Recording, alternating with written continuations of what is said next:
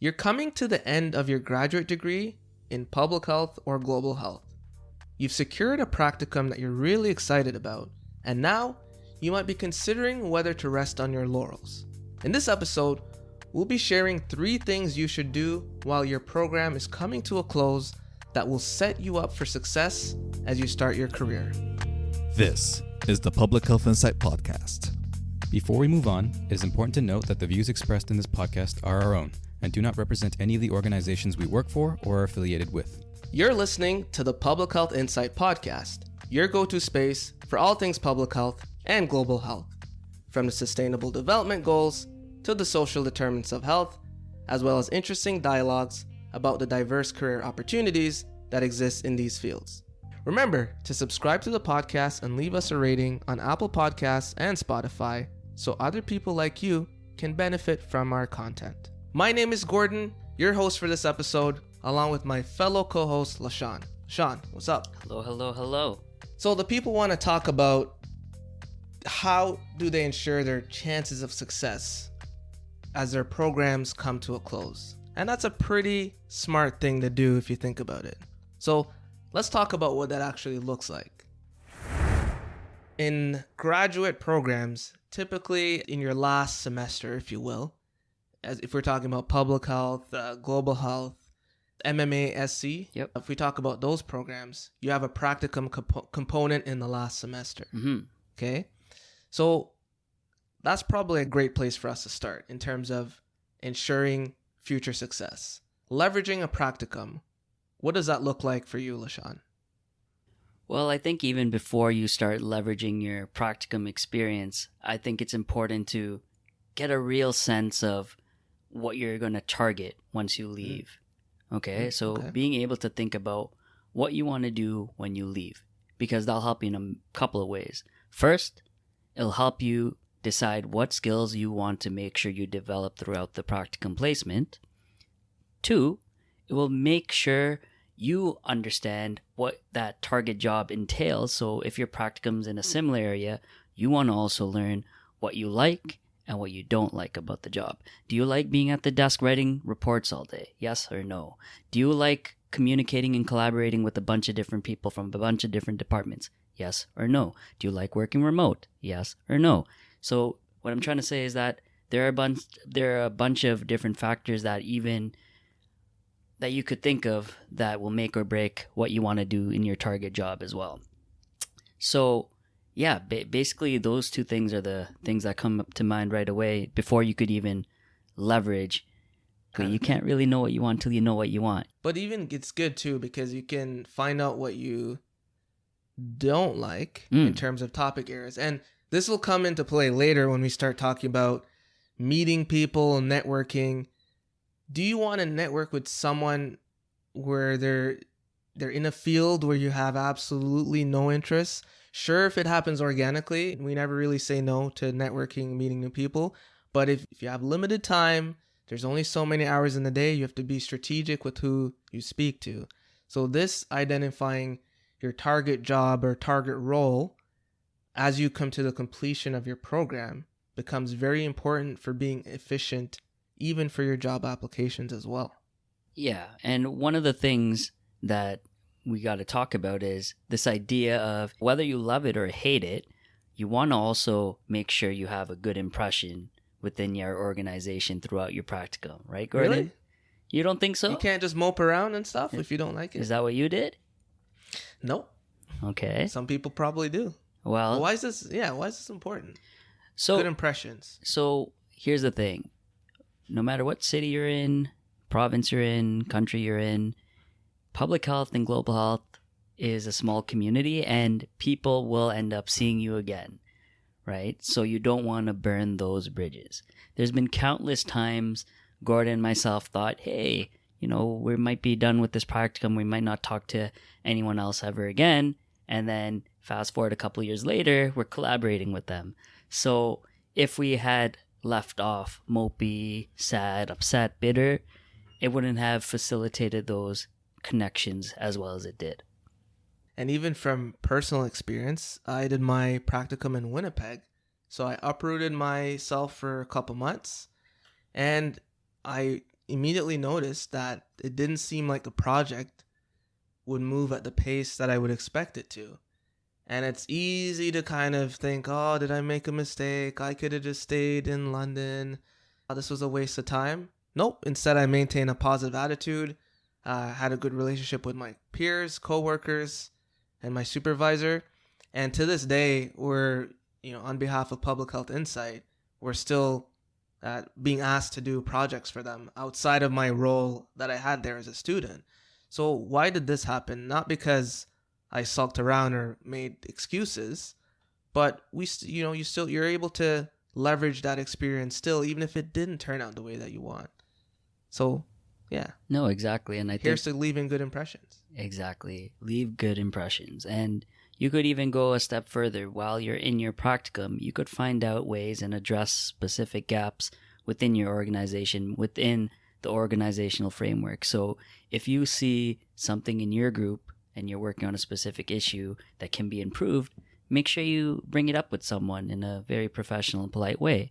And that's what I did. So there were many times throughout the practicum where I saw how I could incorporate stuff that I was doing, bring in some project management into the mix, and make things more efficient for the whole team.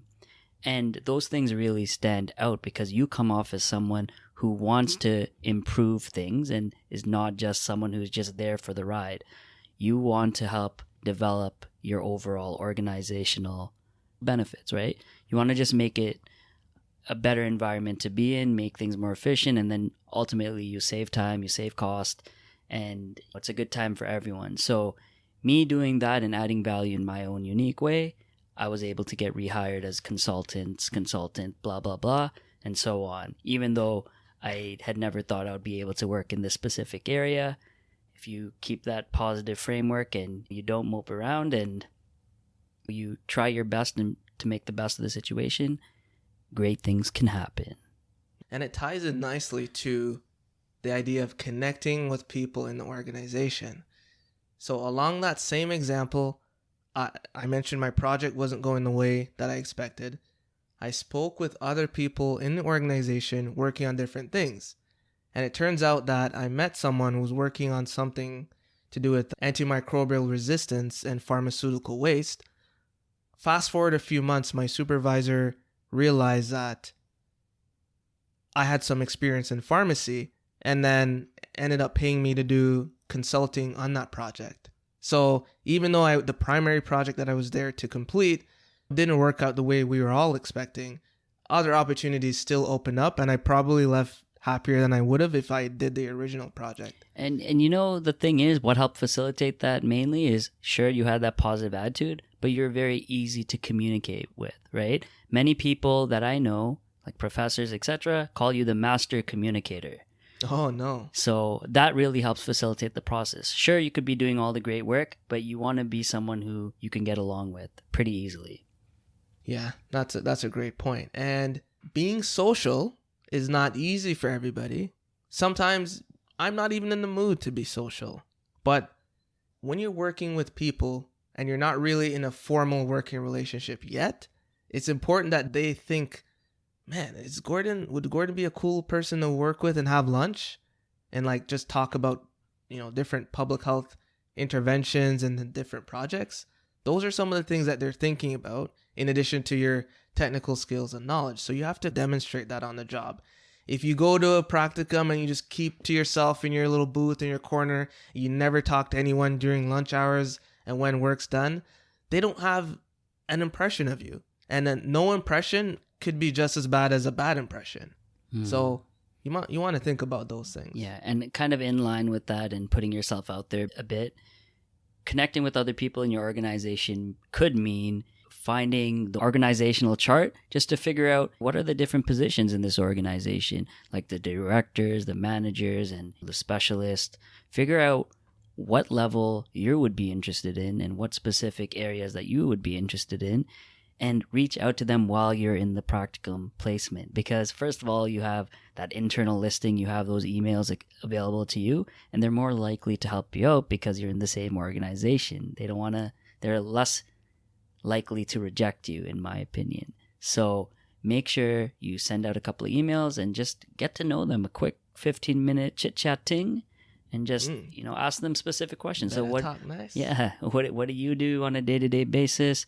What kind of skills are needed to get to where you are? What was your educational trajectory? Stuff like that. Just have a chat, and then that could lead to pretty much anything. So you never know. It's easy to just be passive about it, but there's so much more that comes when you're a bit more active in this process.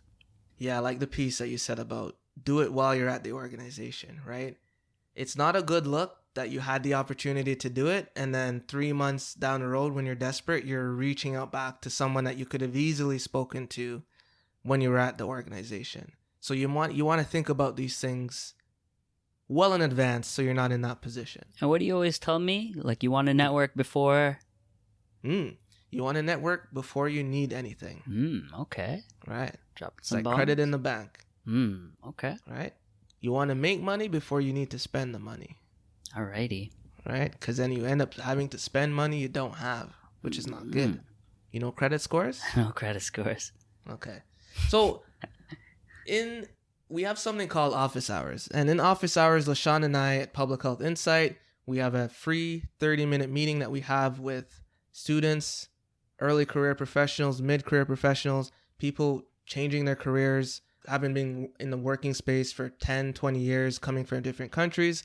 So we dedicate time on Mondays as of right now to do that. And through this experience, we've probably spoken to hundreds of people, and we have a couple of testimonials to show what these people are getting out of the session. And LaShawn, you want to read one of those testimonials? All right, sure. So this one is from Jack. Fresh out of my MPH program, I was uncertain about what career path I want to go into and what kind of skills I need to develop further to reach my goals. LaShawn and Gordon showed me some insights they've learned along the way to better equip themselves as working public health professionals. And it has opened my eyes to the endless possibilities and tools I want to pursue and gear up to create the impact in the field of my interest. It sounds like we're working some magic in there, huh? So, as you say, it's not what do you say? It's not magic. It's just listening, man. Listening. Listening. The whole point of all this is to say that there's not at least as far as we're aware of, there's not like a blueprint or book that you can go and buy that tells you exactly what to do when you start your MPH or whatever graduate program that you're in related to public health or global health, and how to then go and target a career that you're going to be satisfied with. As far as we're aware, that doesn't exist. So we make ourselves available as a resource to basically give you more clarity around your career and your goals. So if that's something that you're interested in, feel free to book a session with us. The link will be in the description. That's correct. So, Gordon, what are some other things you could do to kind of explore areas you're interested in? And then this could be outside your practicum in general, just other ways. Yeah. So we talked a little bit about you're on the practicum. How do you get the best out of it? Another thing you should be doing in parallel is to also leverage your immediate alumni network. So that's the first thing. Obviously, you can go meet alumni from different schools, different programs. But if you're talking about your comfort zone, it's easy to connect with someone and say, hey, I see that you're from cohort 2019. I'm from 2021. Looking to get some thoughts on X. So you want to do this in a targeted way. So if you're interested in health promotion, you've seen that Gordon went on to do health promotion 2 years ago. It might be a good idea to connect with Gordon and ask him, how did that come to be? If there was any lessons learned that he can share. So that's one of the values of speaking to alumni. What about you, LaShawn? Anything with meeting others outside of practicum? Yeah, you know what I like about that? Meeting alumni or people from other schools that have recently graduated is because they share a similar work environment and they have found jobs in a similar climate as you might be looking at, and it's more recent. There is obviously value of networking with people years and 7 years and 10 years ahead of you, but I find it's more relatable when you could find someone like a Gordon, who's like a couple years in and has navigated this space more in a more recent time. It's more applicable to your situation. So keep that in mind. And then the obvious one, there's so many different tools on LinkedIn you could use. You could literally search by your school on LinkedIn to find people who have attended the same school and figure out what type of jobs they're in currently, right? And if any of those jobs are really interesting to you, you could set up a quick meeting to learn more about it. Simple, right? And here's the thing, okay? You are bound to be rejected many times. People might not respond. People might say no. People might say they don't. Why should they? That's okay, right? There are always other people out there that are down, like myself, Gordon, many other public health professionals who are down to just take some time aside to help people who are in need of a bit of guidance. So don't let someone who says no spoil your day or week or just make you stop, continuing that networking grind. If you're not feeling too good about it and you've been rejected and you're not feeling good, set up an office hours meeting with me and Gordon. And one of the things we love doing is just hyping everyone up and being super motivational. So we'll bring your energy back to 100. 100. So organizations, and this is probably my favorite way to go, identifying employers that value your skill set and offer positions that you're able to excel in or that you're interested in. So how would you suggest going about connecting with those organizations? Do you go on the website? Do you find someone who works there? How do you typically go about this? Yeah, I would say, first of all, I would connect with my immediate network to see if they have any leads or connections that are maybe friends of them, colleagues, or they just know them by working with them in the past. So I would check to see, hey, I want to work in the Red Cross. Gordon, do you know anyone from the Red Cross that you may have interacted with? And Gordon's going to be like, yeah, I actually knew this one person one time. I could probably set up a little connection. And then there it goes, right? That's a warm connection. It's much harder to just reach out to someone when you're just cold and you have no connection to them whatsoever, right? And yeah, so that's the first thing. The second way that I usually go about doing it is I just connect with them on LinkedIn. And just a pro tip to anyone who's trying to connect with anyone else on LinkedIn, make sure you introduce yourself in the intro message. Whenever you add someone on LinkedIn, it'll pop up. There's a little pop-up that says send a message. Make sure you send a message. Don't just send the connect button and expect them to connect with you and all that stuff. Just, even if it's a quick introduction thing, just make sure you have an intro, explain who you are and just a bit more about yourself and maybe a couple of questions for the person, but just be brief. Make it custom and tailored. It's no different than putting out a resume or cover letter. Yeah, I like that. And even on LinkedIn as well, if you found an organization that you're really, really adamant to find opportunities in, you can go on their company page on LinkedIn. Right. And it shows you the people that are working in that organization I think there's a people tab or employees tab somewhere. And then you could basically go through and see who's working there and then use Leshawn's technique that he just mentioned. Hey, I see that you work here. I'm really thinking about getting into Public Health Agency of Canada.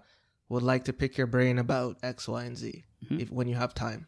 Done. Yeah, exactly. So that's some good general, I guess, LinkedIn etiquette. You would call it, LeSean? Yep. LinkedIn etiquette. Exactly. Networking etiquette to follow. Now, that will only get you so far. It's what you do with that information. So the idea is meeting these people will give you valuable information on how to tailor your next steps to get you one step closer to getting a job. So we have to think about exploring the right opportunities as we come to the end of our programs. So what do you have to say about exploring opportunities as we get ready to graduate, Leshawn? My go-to is just always saying, have realistic expectations. As someone who graduated from a master's degree with not a lot of experience, it's an unrealistic expectation to get like a manager level or a director level position. It's not completely impossible, but it's very rare, right? You must be like doing something really impressive to make that happen or have a really good connection. So the majority of people, you're not going to land those types of jobs. So there are a bunch of entry level or early entry level positions that are quite good to develop your foundations and get your feet a bit wet in public health and global health. So those are some things you should take a good hard look at. And one of the things I always tell people, okay, is that you might have an area of interest, which we're telling you to find and target, but sometimes that job might not be available right away.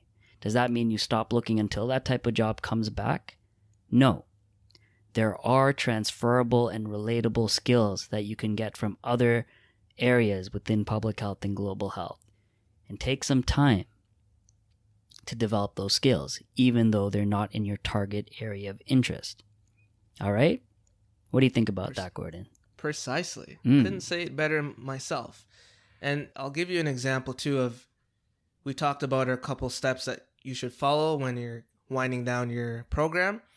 We're not telling you anything that we haven't done. So before getting my practicum, I had the opportunity to network with employers across the different health units in Ontario. And I asked them, if you had to give me one job that is accessible for recent graduates, what would that job be? Without hesitation, this person who was a director for an environmental health program at one of the health units told me, without a doubt, health promotion. He said, we can never find enough health promoters to do program planning and evaluation. I said, okay, my goal is to get a job right after graduating. So less so, mine was maybe I was interested in a bunch of different things, but my priority was also to get a job as soon as possible. So my target job became the job that I could get as soon as possible. So I tailored my practicum experience, tailored those learning objectives to fit something that would be useful as a competency for a health promoter. Okay? I applied to health promotion jobs and also jobs that could benefit from a health promotion skill set, like Leshawn mentioned, knowledge translation, etc., etc. I had a few interviews for knowledge translation positions and health promotion positions, and I was lucky enough to land one. So it just goes to show, when you have that targeted strategy, you have a little bit more clarity. And even when you send out your resume or job application, your employers can see, wow, this person really tailored their experience to working in this position, and they're not all over the place. And that's something that they really, really value. Yeah, absolutely. I think that you nailed it right on the head there. So make sure whenever you're applying to these different jobs, you keep Gordon's advice in mind, right? You want to make sure that whatever job you go into, understand that there are some transferable skills. In Gordon's case, health promotion was suggested, which of course has so many different transferable skills to other areas, right? And so people often ask the question, when should you start applying for practicum placements? Or when should you start applying for jobs? Should you do it during your practicum placement, after your practicum placement? When do you do it? You start it after your first day of your practicum. So the reason you do this is, and then, obviously the answer is always more nuanced, right? So from the process of job searching, job applications, doing an interview, getting the position, and starting the job can take months. So if it's important for you to be hired before graduation or shortly after graduation, you will need to start applying in your practicum within the first few weeks. That's interesting. So that brings up the question, is it important to be patient during this time when you're sending out applications, like during your practicum and towards the end of your practicum? When can you expect to hear back from people? Because I understand that it takes a while sometimes. Yeah, and one thing I learned, right, is the pace of job application cycle depends on the organizational need. So are they backfilling a position where someone left unexpectedly? Are they filling a position where the project is crucial at a crucial point and they need someone in ASAP? Are they filling the position based on an expected time off from a current employee? So what often happens is, in my case, so I applied to my position at the health unit from June. So practicum start in May. I was applying, and I think the one I applied early June or something like that. I got an interview invite August. So, and then I started the position, Right. I think in October. Wow. So we're talking about a 4-5 month turnaround time Golly. from that singular job application. Jeez. Right? Yeah. I thought it was over. I forgot about it. I applied, forgot about it. But I saved, thankfully, a PDF of the job posting, and I was able to refer back to it because I keep a sheet with organizations, position, deadline of the posting, when I applied, what was the email, what was the response, blah, blah, blah, blah. I keep track of all these things. So I was able to refer back to it. But be patient because you don't know how long something's going to take. However, while you're being patient, even when you get a job interview, the night before I did my interview, I was still applying to other jobs. Okay? Don't put all your eggs in one basket. I don't know if I was going to get the position. Does this mean that I wasn't prepared and I was wasting my time applying for it? No, I was prepared, but there was another job came up that I really liked, and the deadline happened to be close to when I was going to do the interview. I still applied. So you can't really stop doing it until you actually secure something. I love that idea. And again, nothing is guaranteed. So if you're offered an interview, that doesn't mean you stop your whole process just to figure that job off. Sure, you could take a bit more time to dedicate more time to prepare, but it doesn't necessarily mean you can stop everything you've been doing and working so hard for and just focusing on that one egg. Okay? So we talked about things you could do during your practicum. We talked about the different types of people you could connect to and how to connect to them. And now we were talking about exploring the right opportunity for you and setting realistic expectations and talking a bit about when to apply and how to apply to different job positions. How can Public Health Insight office hours help students and early career professionals with this process? Don't take my word for it. I'll share you a testimonial from Natalie that we got from using office hours. And Natalie says the office hours session was a great opportunity to chat with public health professionals who are experienced and knowledgeable about their field. I had the chance to ask questions and discuss my previous experiences and learn how I could further improve these skills to prepare me for a future public health career. So the takeaway from this is that you're not alone, right? It's hard to figure out these things ourselves, and it's just nice to bounce ideas off different people. So even if you're talking to us at office hours, you might be networking with other people on LinkedIn to gather information. This is just a good practice to just get some more clarity on what you want to do and maybe learn about things that you weren't aware of. So this is what office hours offers. We, to the best of our ability, provide some information that you could use. And in exchange, we also learn about the various challenges that you're facing and maybe what we can do to help. Yeah, fantastic. Thank you so much, Gordon. Yeah. That's it, folks. This was Gordon and Leshawn signing off. Later. Thank you for listening to the Public Health Insight Podcast, your go-to space for informative conversations, inspiring community action. If you enjoy our podcast, be sure to subscribe and leave us a rating on Apple Podcasts or Spotify. See you in the next one.